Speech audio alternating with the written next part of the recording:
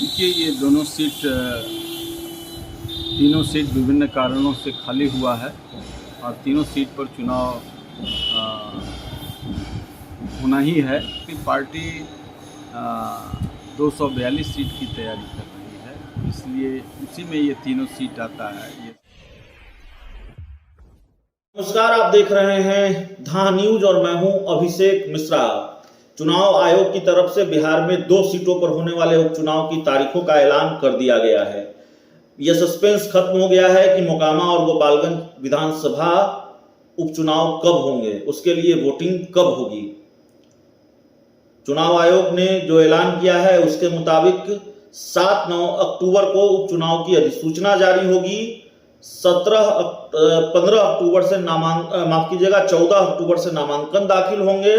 15 अक्टूबर नामांकन पत्रों की जांच होगी और 17 अक्टूबर नामांकन वापस लेने की अंतिम तारीख होगी। तो ये चुनाव आयोग की तरफ से अधिसूचना जारी की गई है। मोकामा और गोपालगंज विधानसभा उपचुनाव की तारीख का ऐलान हुआ है। 3 नवंबर को वोटिंग होनी है। 6 नवंबर को ये पता चल जाएगा, 6 नवंबर को रिजल्ट सामने आ जाएगा, परिणाम सामने आ जाएगा क्योंकि 6 नवंबर को मतगणना होनी है। बिहार उपचुनाव की तारीखों के ऐलान के साथ ही बयान भी आने शुरू हो गए हैं।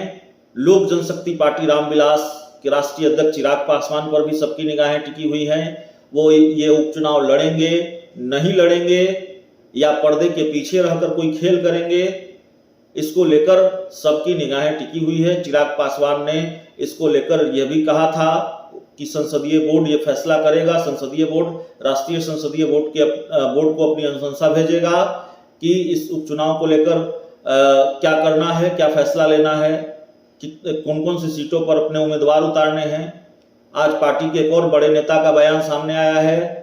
पार्टी के राष्ट्रीय उपाध्यक्ष हैं, जहानाबाद के पूर्व सांसद हैं अरुण कुमार ने इस उपचुनाव को लेकर क्या कहा है, जरा सुनिए। देखिए, ये तीनों सीट विभिन्न कारणों से खाली हुआ है और तीनों सीट पर चुनाव होना ही है। निश्चित तौर से ये जो संसदीय परंपरा है उसमें इस कार्य को पूरा करना है। चुनाव आयोग ने जब ये अधिसूचना जारी की है तो चुनाव होगा और इसको हम लोग सर, लोक जनशक्ति पार्टी रामविलास चुनावी मैदान में उतरेगी, बिहार की सियासत का सेमीफाइनल लड़ेगी, मुजफ्फरपुर और गोपालगंज का चुनाव लड़ेगी।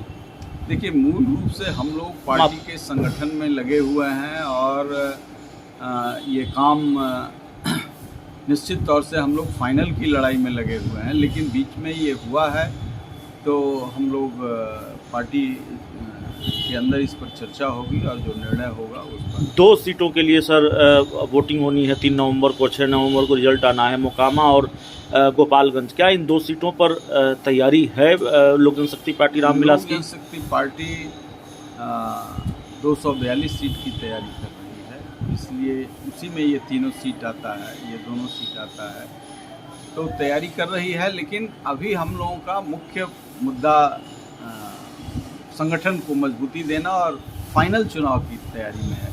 इस बीच यदि पार्टी ने निर्णय लिया, तैयारी है, तीनों जगह तैयारी है, सब जगह तैयारी है, लेकिन पार्टी इस पर बाय इलेक्शन को लड़ना है नहीं लड़ना है इस पर